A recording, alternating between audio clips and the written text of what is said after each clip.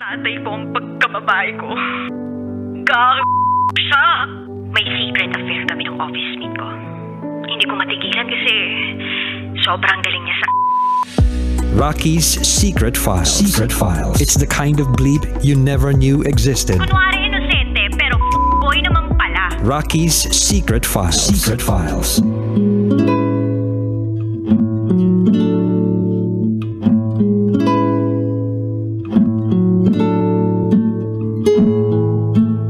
And we're back.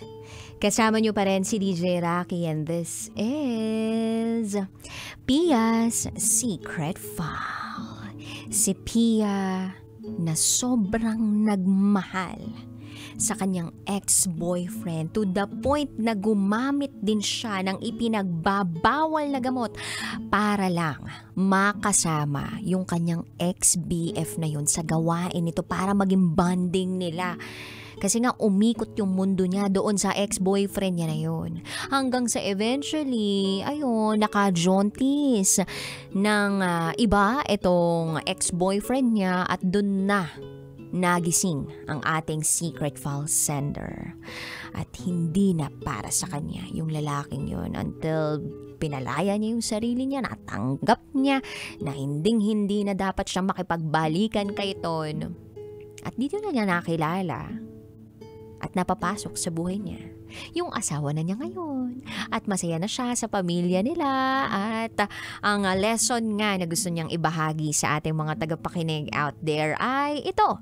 May tao na para sa'yo, na destined para sa'yo. Masarap magmahal pero mas masarap pag alam mong mahal at mahalaga ka sa buhay ng taong mahal mo. Sana maging aral ang kwento niya sa mga taong nagmamahal at nag-hold on sa isang relasyon na hindi na dapat hawakan pa dahil hindi na healthy. So pakinggan niyo po natin yung mga kabisyo nating nag-share ng kanilang mga thoughts, comments, suggestions, and violent reactions. Ito po ang sabi ni Regel Tugano.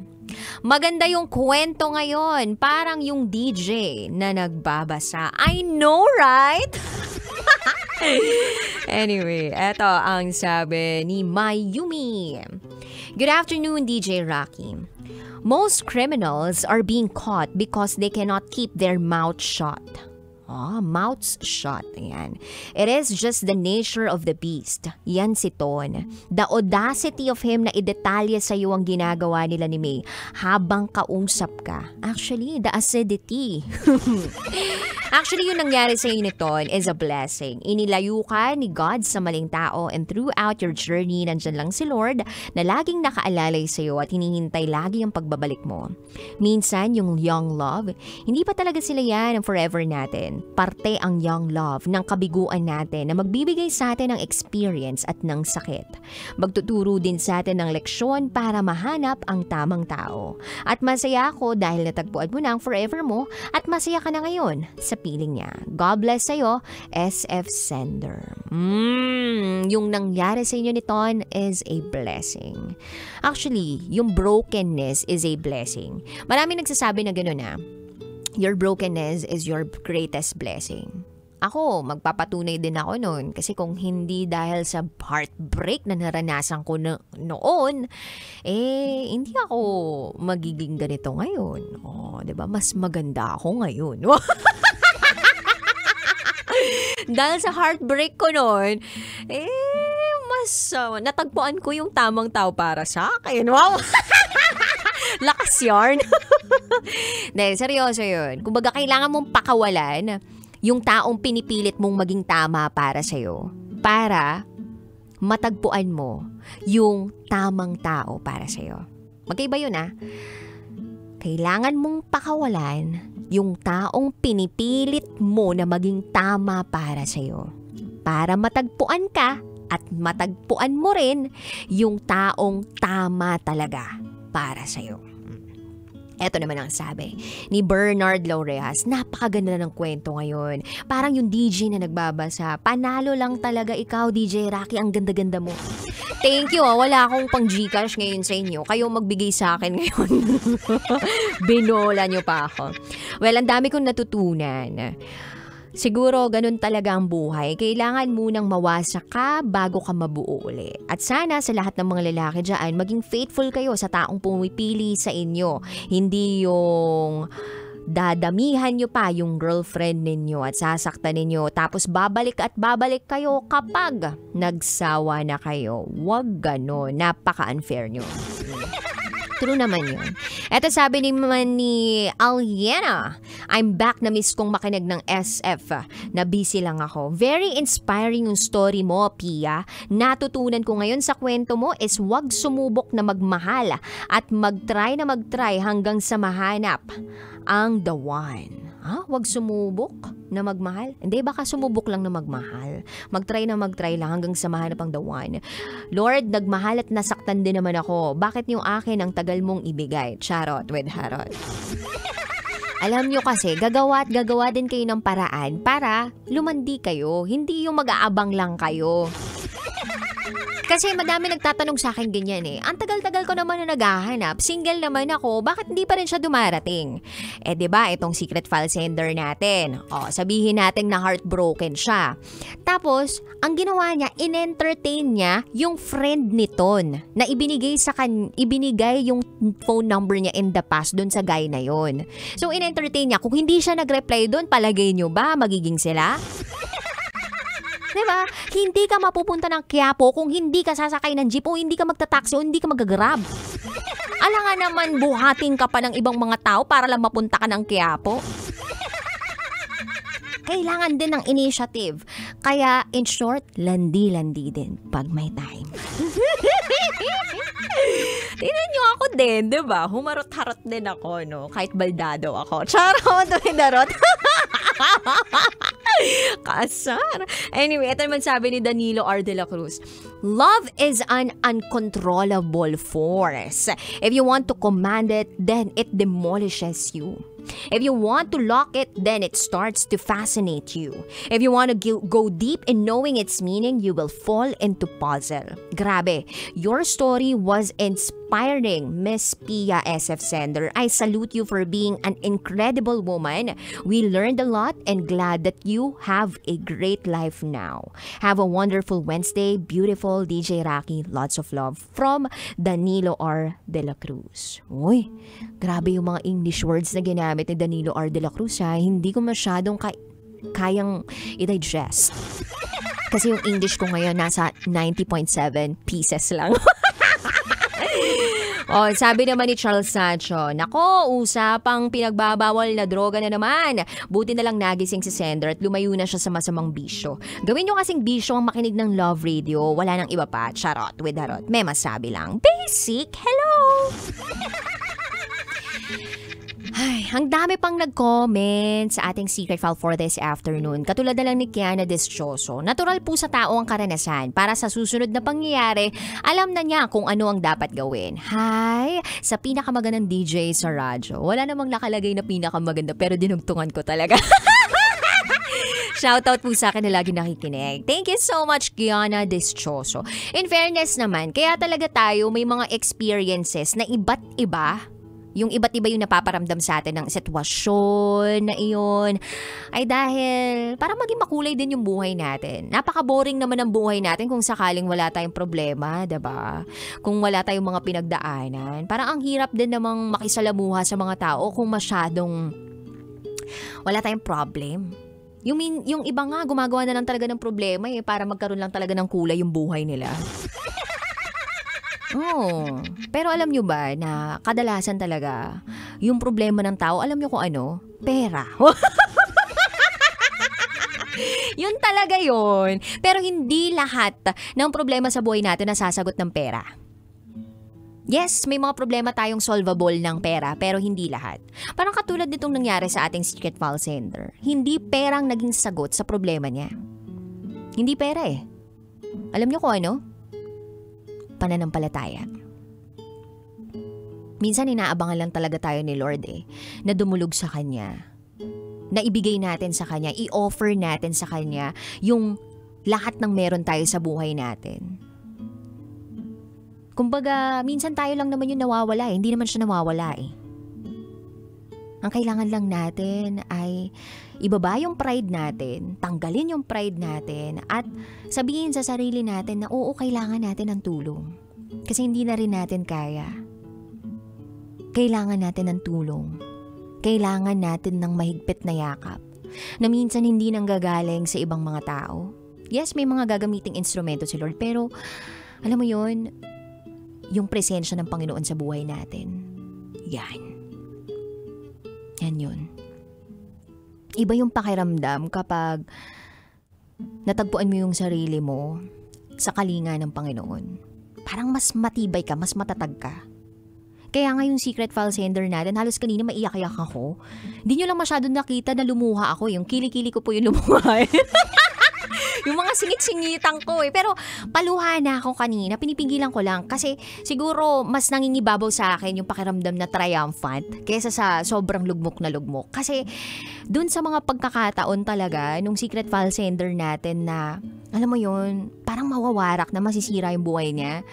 Andun eh, gumagawa si Lord ng paraan para matuwid yung landas niya. Parang minsan maiugnay ko yung mga tao sa ligaw na tupa. Oh, sino ditong mukhang ligaw na tupa? O mukhang ligaw na po? Sino ditong ganon? Hindi, seryoso yun. Alam niyo ba yung kwento sa Bible ng ganon? Yung lost sheep, lost shepherd or whatever. Hindi ko na maalala. Wait lang, magkakamali pa ako. Oh my gosh, my saintful sisters. Baka mamaya, nakikinig sila. De, pero may ganung kwento sa Bible. Ayoko maging tunog churchy dito or religious Natatawa tuloy ako ngayon. Alam niyo kung bakit? Kasi kagabi, share ko lang po yung bisita ni Mama Nicole na pare, pinoint out niya at tumawag pa pala kila Papa rin, asawa ni Mama Nicole Ayala, na grabe daw yung napakinggan niya nung Friday. Si Father naman kasi, ba't nakikinig ng Friday? Dapat mga ganitong araw ka nakikinig, diba? Diba? Gusto ko lang sabihin po na ito po yung mga tinatalakay natin tuwing Monday to Thursday. Nagkataon lang po na nung Friday na napakinggan ninyo, siguro mga 3 weeks ago yun, talagang alam mo yun, medyo, talagang pang makasalanan, no? Darot. Pero yun nga, merong kwento about a lost sheep. Minsan, yun nga, hindi naman nawawala yung shepherd natin eh. Nandyan lang siya. Inaantay yung pagbabalik natin. Hinahanap nga tayo eh. Binibigyan pa tayo ng parang direksyon para mapunta tayo sa tamang lugar, para mapunta tayo sa destinasyon natin. Tayo lang yung nagde-decide na, ayoko munang pumunta dyan, naliligaw tayo. Pero if we listen to that voice, to the shepherd's voice, we will never go astray. Hindi tayo maliligaw.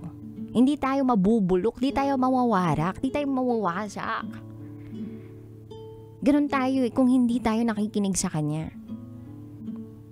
I don't wanna sound super duper churchy dito, pero doon ako naniniwala na lahat tayo meron tayong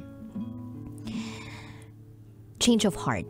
Or not change of heart, but somehow na-transform tayo doon sa pananampalataya natin. Nang dahil sa mga na-experience nating kaguluhan, problema sa buhay natin. So, sa mga kabisyo namin out there na kinakailangan talagang mapakinggan itong secret file na ito, or siguro ngayon na dinadigest pa nila yung nangyari sa secret file sender natin. Ito lang yun, para sa mga kababaihan o kalalakihan, kahit ano ka pa. Kapag magjojowa kayo, siguro gumawa kayo ng listahan. Ito, kumbaga nakuha ko to kay Bo Sanchez. Yung non-negotiables and negotiables ninyo. So, ano ba dapat non-negotiables mo? Yung paggamit ng pinagbabawal na gamot, yung pambababae, yan. Yan yung mga hindi dapat ginagawa ng partner mo sa iyo. Na kapag ginawa sa iyo, goodbye na agad. Kasi kapag pinagpatuloy mo yun at patuloy mo tinatanggap yun sa buhay mo, at hindi yun aligned sa values na meron ka, prinsipyong pinaniniwalaan mo, then you will never be happy. Hindi ka magiging masaya at hindi ka magiging payapa. You stick to it. Your non-negotiables. Hindi yung, sige, mukhang magbabago naman eh. Do not fall in love with the potential of a person. If you fall in love, then fall in love with the reality of the person. Panghawakan mo yung karakter ng tao. Kasi kahit lumipas pang panahon, kahit ano pang pagbabago yung meron dyan sa partner mo, humaba ang buhok sa kilikili, maging kulot yung buhok sa kilikili, o kaya naman maging puti yung buhok sa ibaba, whatever. Kung yung karakter niyang taong pinili mo, solid na, magiging solid yan. Hanggang sa mamatay yan. Kasi yan yung na-build na prinsipyo at values ng taong yan. So congrats, Secret File Sender, because you've found the one at masaya ka ngayon sa buhay mo. Sana baunin natin lahat yung mga lessons na na-encounter natin in the past. Mas maging matapang sana tayo sa pagharap sa buhay natin. Mas maging matapang tayo sa pagbitaw sa mga taong hindi naman karapat-dapat para sa buhay natin. Yes, you may be breaking. Or there is something that is breaking kapag na-heartbroken ka. But you are not that something. Meron lang nawawarak, pero hindi ikaw yung kabuuan ng nawawarak na yun. Hindi ikaw yung wasak na wasak. And parang sirang cellphone ang tao. Alam mo ba yun? Na kapag nasira yung cellphone, saan mo ibabalik? Saan mo ipapaayos? 'Di ba, sa manufacturer o kaya naman sa service center. Parang ganun din tayo. Pag feeling natin nawasak tayo, may sira tayo, may tama tayo. Kanino mo ibabalik yung sarili mo? Kanino ka dudulog para ayusin ako? Alam mo yun? Kay Lord. Kay Lord yun. At sa mga kabisyo po natin out there na gusto mag-share ng kanilang secrets, share it to me, raketera@gmail.com. BRB as in Bathroom Break. You are still with me, DJ Rocky, and you are listening here sa stasyong number 1 sa mga malulupit manggapang sa kakalsadahan, 90.7 Love Radio. This is Pia's Secret File.